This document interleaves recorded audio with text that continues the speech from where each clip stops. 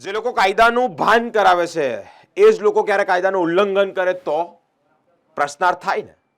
તમારી ગાડી જ્યારે નો પાર્કિંગમાં મૂકેલી હોય છે ને ત્યાંથી અચાનક ટોઈંગ થઈ જતી હોય છે, પોલીસ ખાતું જ્યારે આ ટોઈંગ કરતી હોય છે તેનું પણ ભાન રાખવું, કારણ કે એ લોકો પણ કાયદો તોડી રહ્યા છે.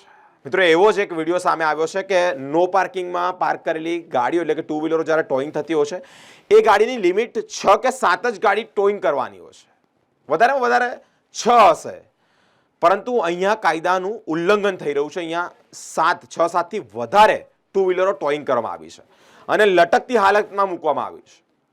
ટુ વ્હીલર નીકળી જાય, પડે, અકસ્માત સર્જાય, કોઈને વાગે, ગંભીર ઈજાઓ થાય, કોણ જવાબદાર?